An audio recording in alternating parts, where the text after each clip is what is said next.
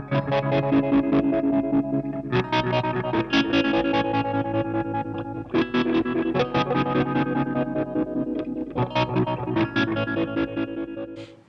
everyone. I have a handful of builds that I haven't done build reports for or sound demos of. Some people notice them on in my pedal collection and ask why haven't you done a sound demo or build report for that particular one. Some have just slipped under the radar, but there's a couple that I haven't done that for because I'm not really happy with how they actually sound. And this is one of them. It's actually the Klon, the Madbean Sun King. That's right, that's what it's called, which I've called the Sunbox. But I was just sort of going over it again just to try and find out what exactly it is about the pedal that I don't like. And on listening back, I found it had a really harsh sort of treble. Harsh isn't even the right word. It's just unpleasant. And whenever I'd pick it up and put it on, I just couldn't. It's like I'm trying to focus on what I'm playing, but that top end frequency is just putting me off even playing. It was that bad. I decided to revisit it tonight and gone over it and sort of narrowed it down to that being the problem. The top end was just terrible, so I did a bit of a search around, and other people have reported the same sort of issue. And basically, you can just change one of the capacitors, increase the value to one of the capacitors, and it actually cuts out a lot of that awfulness, and actually sounds quite good now. I'm going to do a sound demo of it and compare it to a tube screamer, and I might actually do a sound demo of the capacitor and what increasing the capacitor, the change that the capacitor makes to the sound when you change it, when you increase that value. Just in case you're going to plan on building one yourself, you can see what difference it makes and whether it's worthwhile. I'd say it's almost essential to change it. It just sounds so bad that it just really does need to be changed. This is the 3.9 nanofarad capacitor. There's only one that's 3.9 nanofarad in the build, in the bill of materials in the Madbean project. So yeah, there's no confusing that. It is the 3.9 nanofarad capacitor. I think it's C14 or C15. Yeah, you just got to increase that one because it just sounds terrible.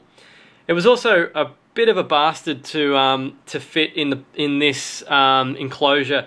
And also to wire up, because I mean, I guess I'm one of those builders that, you know, like you get it. If I get outside the box a bit, I can get lost pretty easily. Just so used to wiring true bypass, and this one's got a buffer which is kind of a bit complicated, the wiring wise, and yeah, it got pretty messy on the inside because of that. For that reason, so yeah, that was a bit of a down point of it, but. Now that it sounds good, I think it was probably worthwhile building it. You know, like it sounds pretty good. But initially I just thought, oh, what a waste of time, just because it sounded so bad. But yeah, now I think it's going to get some more airtime now. It's quite good. So we'll have a look on the inside now, see what's going on in there. As I said, not my neatest work.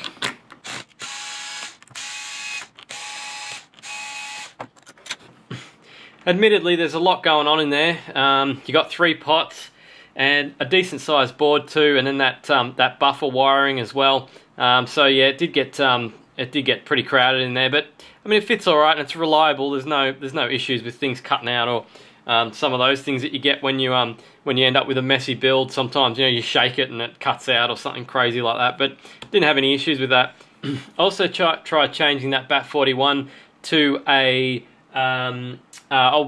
with my clipper box and testing what that sounded like, and personally I don't think I detected much difference in the sound, because I did a blind test actually against myself to see if I could tell the difference. I thought there was a difference with an OA126, which has about a 0.6 volt drop, voltage drop, but once I tried it back, I did a blind test and I thought I was actually listening to the BAT41, where I was actually listening to the OA126, and honestly, if I can't even tell the difference in a blind test against myself, then it's just not worth changing. And an OA126 is an expensive diode. Unless you're going to get some benefit out of it, there's just no point using it. So, you know, they're usually a bit, when you're talking about diode clipping and stuff, depending on the circuit, but I've found generally when the circuit gets more complicated, they have less of an effect on the final output. So, you know, like an MXR Distortion Plus is a simple circuit, and when you change the diode clippers on that, it makes a big difference, whereas something like this is a bit more complicated and just didn't make a hell of a lot of difference. Also, I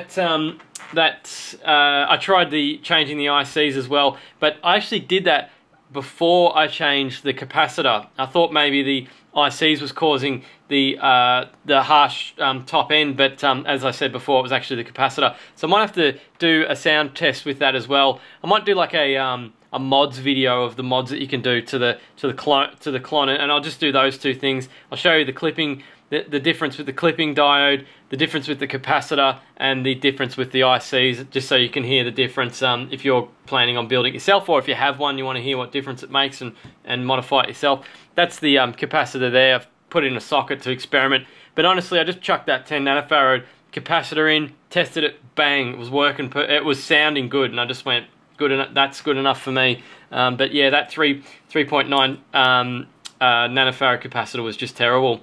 And in my experimentation with the ICs, I put a